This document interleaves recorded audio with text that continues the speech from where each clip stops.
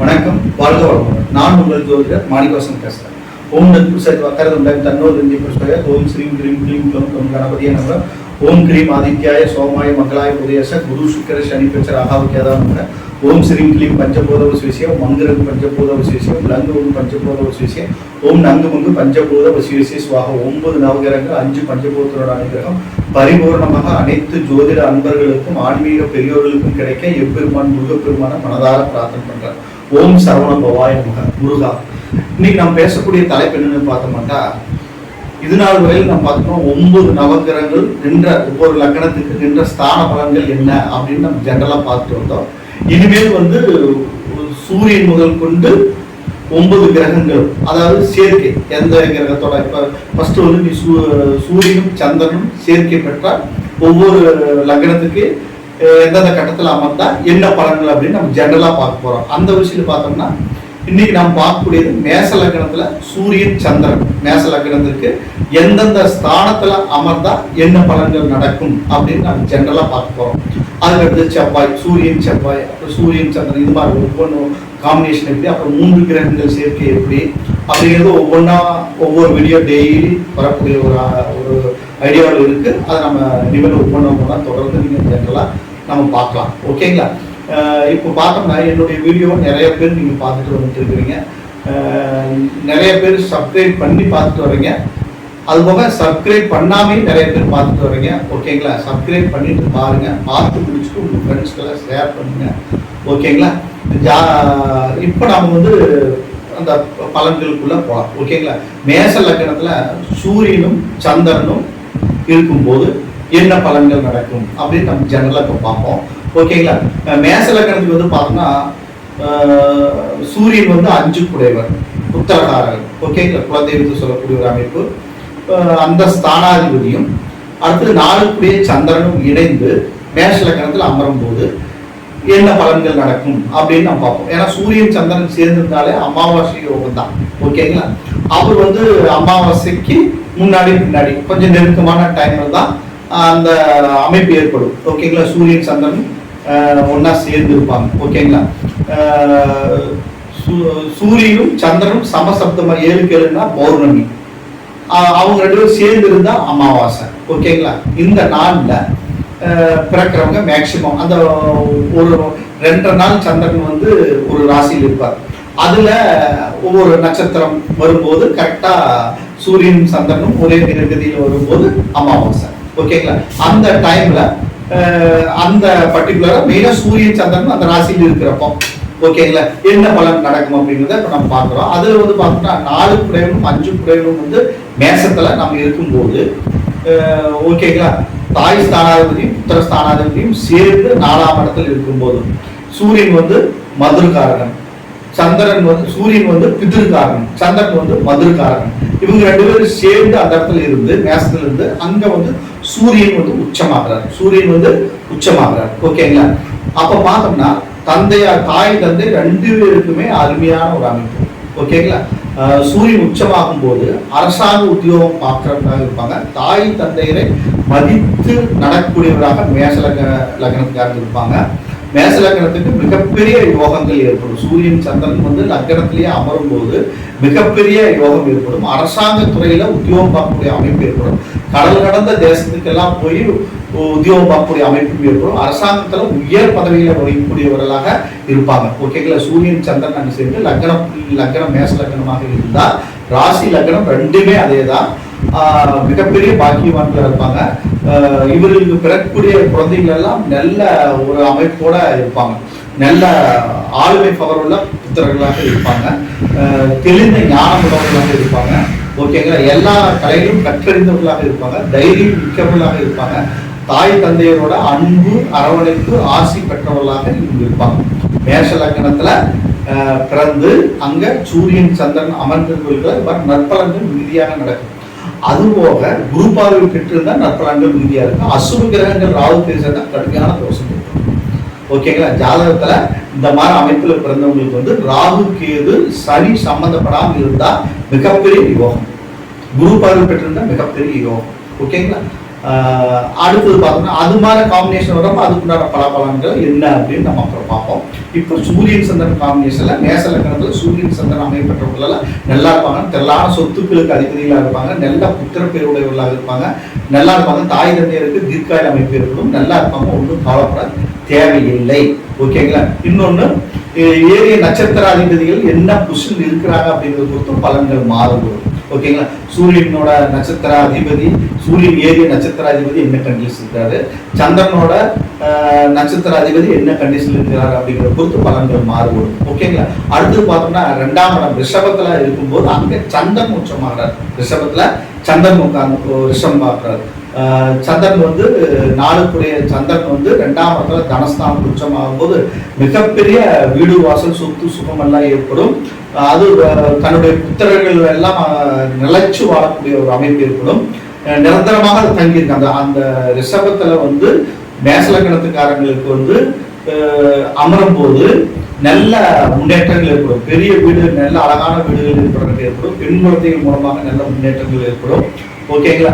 ஆண் குழந்தை பெண் குழந்தை ரெண்டுமே இருக்கும், நல்லா இருப்பாங்க, ஒன்றும் கவலைப்பட தேவையில்லை. ஓகேங்களா? சூப்பராக இருக்கு. நல்ல கல்வியில முன்னேற்றம் பெற்றவர்களாக இருப்பாங்க, உயர்கல்வி படித்தவர்களாக இருப்பாங்க, இவருக்கு பிறக்கக்கூடிய குழந்தைகள் உயர்கல்வி கற்றவர்களாக இருப்பாங்க, நல்லா லக்ஸரியான வாழ்க்கையாகவும் அரசாங்கத்துறையில எல்லாம் நல்ல முன்னேற்றமான பாதைக்குள்ள போவாங்க. ஒரு ஒரு அருமையான அமைப்பு தான் அந்த இடத்துல இருக்கும்போது. ஏன்னா அங்க வந்து சந்திரன் வந்து உச்சமா இருப்பார். ஓகேங்களா? ரிஷபத்துல.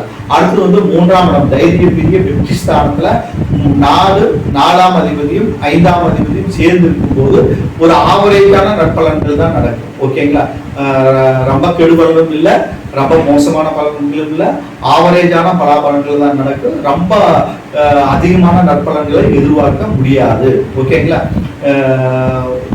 ஒரு மீடியமான பலாபலன்கள் நடக்கிறதுக்கு அதிக வாய்ப்புகள் இருக்கு. அடுத்தது 4ஆம் இடத்துல கடகத்துல வந்து சந்திரன் ஆட்சி பலம் பெற்று அங்க 4 குடையனும் 5 குடையனும் சேர்ந்து இருக்கும் போது மிக மிக அற்புதமான நற்பலன்கள் நடக்கும்.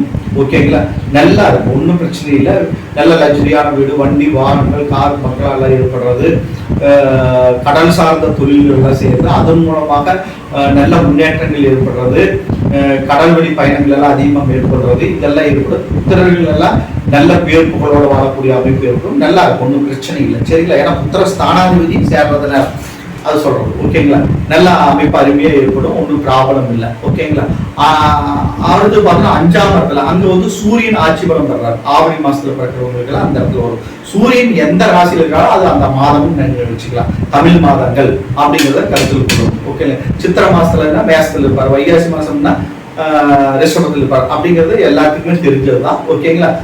தமிழ் மாதங்கள் பிறக்கும் போது அவர் அங்க மாறுவார். அந்த இடத்துல சந்திரன் சிம்மத்தில் இருக்கிறப்ப பார்த்தோம்னா 5ஆம் இடம் பூர்வீக ஸ்தானம் நல்ல பலம் பொருந்தி இருக்கும், நல்லா இருக்கும். சந்திரன் வந்து அங்க 4 குடையவன் 5ஆம் இடத்தில் இருக்கும்போது புத்திரர்கள் மூலமாக வீடு வாசல் சொத்து சுகம் வண்டி வாகனங்கள் மனை எல்லாம் ஏற்படும். இந்த மேசலக்கணக்காரங்களுக்கு புத்திரர்கள் மூலமாக வீடு வாசல் சொத்து எல்லாம் ஏற்படும். புத்திரர்கள் எல்லாம் நல்ல நல்ல அருமையான அழகான வீடுகள் கட்டி அங்க தாய் தகப்பனுக்கு நல்லா வச்சு பார்ப்பாங்க. அந்த அளவுக்கு ஒரு அமைப்பு ஏற்படக்கூடிய அமைப்பு தான் சூரியனும் சந்திரனும் 5ஆம் இடத்துல இருக்கிறப்போ. ஓகேங்களா? பலன்கள் பாருங்க, ஒரு 2 கிரகங்கள் சேரும் போது என்னென்ன நற்பலன்கள் அதிகமா நடக்குதுன்னு பாத்துக்கீங்களேன். ஒரு நட்பு கிரகங்கள் 2 சேர்ந்து பயணிக்கும் போது கேந்திர திரிகோணங்கள் அமரும் போது எவ்வளவு கேந்திர திரிகோணாதிபதிகள் 2 பேரும், ஒரு கேந்திரம் ஒரு திரிகோணாதிபதி 2 பேரும் சேர்ந்து அமரும் போது எப்படி பலன்கள் மாறுது பாருங்களேன். கேந்திர திரிகோணம் இவங்க மறைமுக ஸ்தானத்துல இருக்கும்போது 3, 6, 8 பலன்கள் இருக்கும்போது பலன்கள் மாறுபடும். பலன்கள் இருக்கும்போது கெடுபலன்கள் நடக்கும். கேந்திர திரிகோணங்கள் ஆகும்போது மிக லக்ஸரியான வாழ்க்கை அமையும். ஓகேங்களா?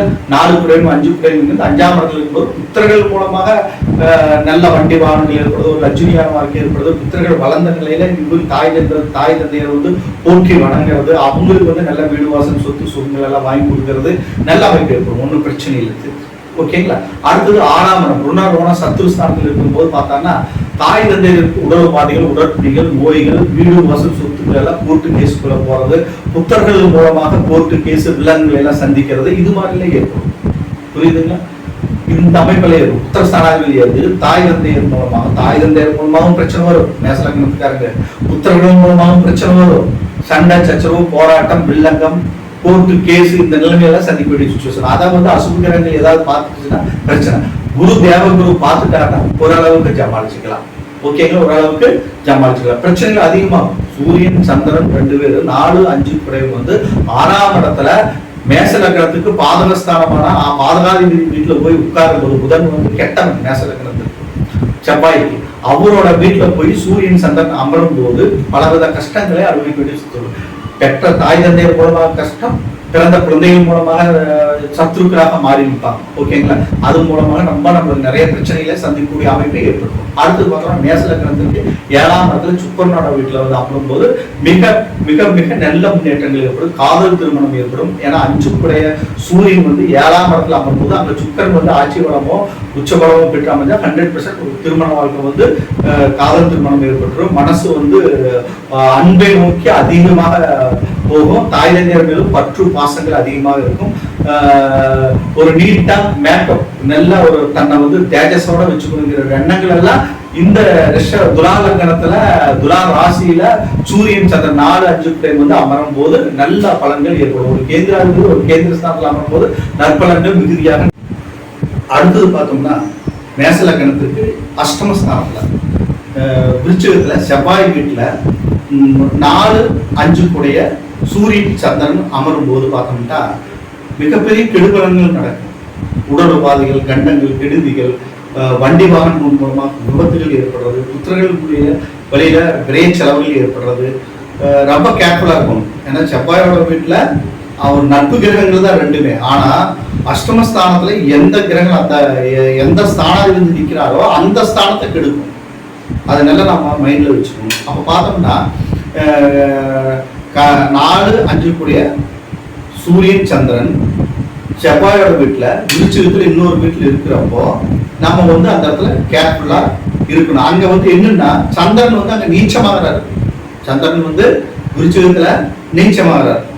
அப்போ நீச்சமாகும் போது அங்க குரு பார்வையோ அல்லது சுபகிரகத்தினோட பார்வையோ பெற்று அமர்ந்தாங்கன்னா ஓரளவுக்கு ஏரிய நட்சத்திரங்கள் சூரியன் சந்திரன் ஏரிய நட்சத்திர அதிபதியில குரு பார்த்துட்டாருன்னா நற்பலன்கள் ஓரளவுக்கு நற்பலன்கள் நடக்கிறதுக்கு அதிக வாய்ப்பு இல்லை. அப்படின்னா வீடு வாசல் மூலமாக பிரச்சனை, சண்டை சச்சரவு, தாயாருக்கு உடல் உபாதைகள், உடல் பிணிகள், தாயார் மூலமாக அனுபவமற்ற பலன்கள் ஏற்படும், தந்தையார் மூலமாக அனுபவமற்ற பலன்கள் ஏற்படும், பிரச்சனை போராட்டம் சண்டை சச்சரவு ஏற்படும், புத்திர வழியில பிரச்சனை போராட்டங்கள் ஏற்படும், காதல் பிரச்சனை. வாலிப வயசுல இருந்தாங்க, ஒரு மேரேஜ் ஆகிற வயசுல இருக்கிறாங்க அல்லது காலேஜ் படிக்கிற வயசுல இருக்கிறவங்களுக்கெல்லாம் பார்த்தோம்னா உயர்கல்வியை தொடர முடியாத நிலை ஏற்பட்டுரும், பிரேக்கப் ஆகும். அப்புறம் 2வது பார்த்தோம்னா காதல் உணர்வுகள் மூலமாக பிரச்சனை சண்டை சச்சரவுகள் வரும். ஏன்னா 5 கூடைய சூரியன் இல்லையா, அவர் 4 கூடைய கற்பு ஸ்தானாதிபதியோட சேர்ந்து 8ஆம் இடத்துல அஷ்டமஸ்தானத்தில் இருக்கும்போது கற்பு நிலை கெடுக்கக்கூடிய சுச்சுவேஷன்ல ஏற்படும். ஓகே, நிறைய பலன்கள் இது மாதிரி நிறைய நம்ம சொன்னோம்னா ஆராய்ச்சி பண்ணி நிறைய சொன்னோம்னா நிறைய நம்ம சொல்லிட்டே போகலாம். ஓகேங்களா, நம்ம சொல்றது ஷார்ட்டா சொல்லிட்டு இருக்கோம், ஒரு ஜென்ரலா பொதுவா அப்படியே ஒரு 2-3 பாயிண்ட் மட்டும் சொல்லிட்டு போயிட்டு இருக்கோம். ஓகேங்களா, அப்போ அது கூட ராகுக்கு சம்மந்தப்பட்டாலும் உங்களுக்கு பிரச்சனை மிகப்பெரிய கடுமையான தோஷங்களை ஏற்படுத்துங்க. ஓகேங்களா, அஷ்டமஸ்தானத்துல சூரியன் சந்திரன் சேர்த்து பெற்று அங்க வந்து ராகுக்கு எது அமைஞ்சாருன்னா மிகப்பெரிய கடுமையான தோஷ நிலையில ஏற்படுத்துவார். சர்வசாமி பிரதிஷ்டையெல்லாம் நம்ம செய்யணும். அந்த வீடியோ வரும்போது நம்ம சொல்றோம். ஓகேங்களா, இந்த மாதிரி கடுமையான 8ஆம் இடத்துல இருக்கும்போது சூரியநாராயணன் கோயில், சந்திரன் திங்களூர் இந்த ஸ்தலங்கள்ல போயிட்டு வழிபாடுகள் வச்சுக்கணும். 8ஆம் இடம் 3, 6, 8, 12 இந்த ஸ்தானங்கள் இருக்கும்போது இந்த வழிபாடுகள் வச்சுக்கணும். குரு பார்வை பெற்றிருந்தாங்கன்னா நற்பலன்கள் நடக்கிறதுக்கு அதிக வாய்ப்பு இருக்கு. அடுத்து பார்த்தோம்னா 9ஆம் இடம் பாக்கிஸ்தான் திரிகோணம். ஓகேங்களா, இது அருமையான அமைப்பு, நல்லா சூப்பரா இருக்கலாம், லைஃப் அருமையா இருக்கு. தந்தையார் மூலமாக சூப்பர் டூப்பர் பலன்கள் ஏற்படும். குருவோட வீடு வேற சிவராஜ யோகம் அமைப்பு ஏற்படும். குருவோட வீடு நின்றாலும் நல்ல சிவபெருமானோட அனுகிரகம் பரிபூர்ணமாக கிடைச்சு தந்தையார் மூலமாக நற்பலன்கள் உறுதியாக நடக்கும். ஓகேங்களா, நன்மைகள் அதிகமாக நடக்கும். தாய் தந்தையர் மூலமாக நல்ல முன்னேற்றங்கள் ஏற்படும். ஒன்றும் ப்ராப்ளம் இல்லை, சூப்பரா இருக்கு. தெய்வ தரிசனமெல்லாம் கிடைக்கும். அம்பாளோட அனுகிரகம், சிவபெருமானோட அனுகிரகம், குரு பகவானோட அனுகிரகம் ஒரு ஷேர கிடைக்கும். 9ஆம் இடத்துல அங்க குரு ஆட்சி பலம் பெற்றோ அது உச்ச பலம் பெற்றோ அமர்ந்துட்டாங்கன்னா இன்னும் சூப்பரா இருக்கலாம், ஒன்றும் ப்ராப்ளம் இல்லை. சரிங்களா, அடுத்து பார்த்தோம்னா 10ஆம் இடம் தொழில் ஸ்தானம். ஓகேங்களா, இந்த இடத்துல அமரும் போது நன்மை தீமை 2மே கலந்துதான் நடக்கும். 2மே தான் கலந்து நடக்கும். ஓகேங்களா, ஒரு ஆவரேஜான பலன்கள் தான் நடக்கும். சனியோட வீடு பகை வீடு, சூரியன் சந்திரனுக்கு 2க்கும் பகை, திருமண தடை தாமதங்கள் ஏற்படும், ஓகேங்களா. தடை தாமதங்கள் ஏற்படும். ரொம்ப ஒரு பேடான டைம் தான். ஏன்னா அந்த மகரத்துக்கு அவங்க வந்து 7-8 உடையவராக வர்றாங்க. மகரத்துக்கு 7-8 உடையவராக வர்றாங்க. ஓகேங்களா. அதனால ரொம்ப கேர்ஃபுல்லா இருக்கணும். ஓகேங்களா. அடுத்தது 11ஆம் இடம் லாபஸ்தானம். இந்த இடத்துல வந்து பார்த்தோம்னா அது சனியோட வீடு தான். ஓரளவுக்கு நற்பலன்கள் நடக்க வாய்ப்பு அதிகம். சூரியன் சந்திரன் ரெண்டுமே 11ஆம் இடத்துல இருக்கும்போது நற்பலன்கள் ஓரளவுக்கு நடக்கக்கூடிய நன்மைகள் அதிகமாக நடக்கக்கூடிய நன்மைகள் அதிகமாக நடக்கும். ஓரளவுக்கு பிரச்சனை இல்லை. ஓகேங்களா. அடுத்தது 12ஆம் இடம் விரயஸ்தானத்தில் இருக்கிறப்ப பிரச்சனை இல்லை. அது மூலமாக விரயங்கள் ஏற்படும். வீடு வாசல் சொத்து மூலமாக விரைய செலவுகள் ஏற்படும். வண்டி வாகனங்கள் மூலமாக விரைய செலவுகள் ஏற்படும். புத்திரர்கள் மூலமாக விரைய செலவுகள் ஏற்படும். தாயார் தந்தையர்களால் விரைய செலவுகள் ஏற்படும். அவர்கள் மூலமாக விரைய செலவுகள் எல்லாம் ஒரு ரொம்ப கேர்ஃபுல்லா இருக்கணும். ஓகேங்களா. இப்ப பார்த்தோம்னா மேச லக்னத்துக்கு 12 ஸ்தானங்களில் என்ற பொதுவான ஜெனரலான பலாபலன்களை பார்த்தோம். நீங்க வந்து வீடியோ பார்த்து முடிச்சுட்டு சப்ஸ்கிரைப் பண்ணுங்க, பெல் சிம்பிள் அமைங்க, உங்க ஃப்ரெண்ட்ஸ்களை ஷேர் பண்ணுங்க. ஓகேங்களா. வணக்கம். வாழ்க வளமுடன்.